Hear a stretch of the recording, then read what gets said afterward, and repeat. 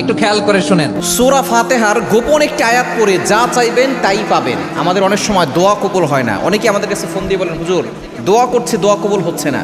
অনেকে বিপদে পড়ে যান, অনেকে কষ্টে পড়ে যান, অনেকে অভাবের ভিতরে পড়ে যান, অনেকের মেয়ের বিয়ে হচ্ছে না, অনেকেই দেখা যাচ্ছে যে সন্তানকে বিদেশে পাঠিয়েছেন, সেখানে কোনো কাজ পাচ্ছে না, টেনশনে পড়ে আছেন।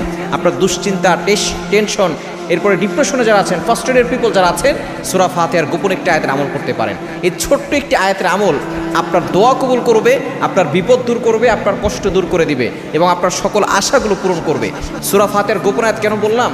কারণ এই আয়াতের আমলটা অনেকেই কিন্তু আমরা জানি না। এবং সূরা ফাতিহা হচ্ছে সূরাতুশ শিফা, সূরাতুদ দোয়া। এটা হচ্ছে দোয়ার সূরা, এটা হচ্ছে শিফার সূরা। এবং এই সূরা ফাতিহাকে বলা হয় উম্মুল কোরআন, কোরআনের মা, কোরআনের সারাংশ।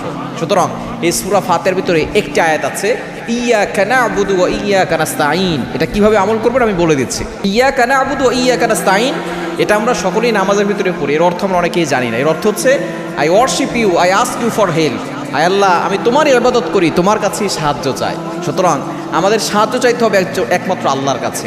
সুতরাং আপনি যখন বিপদে পড়ে যাবেন, যখন দেখবেন আপনার দোয়া কবুল হচ্ছে না, মনের আশা পূরণ করতে যাচ্ছেন, তখন আপনি অজু করে 2 রাকাত নফল নামাজ পড়বেন। এরপরে আপনি নামাজ শেষ করে আপনি 3 বার দুরূদ শরীফ পড়বেন, 3 বার ইস্তেগফার পড়বেন।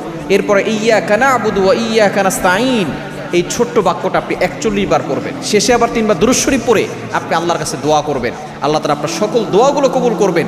সকল বিপদ আপদ থেকে, বালা মুসিবত থেকে আল্লাহ আপনাকে হেফাজত করে দিবেন।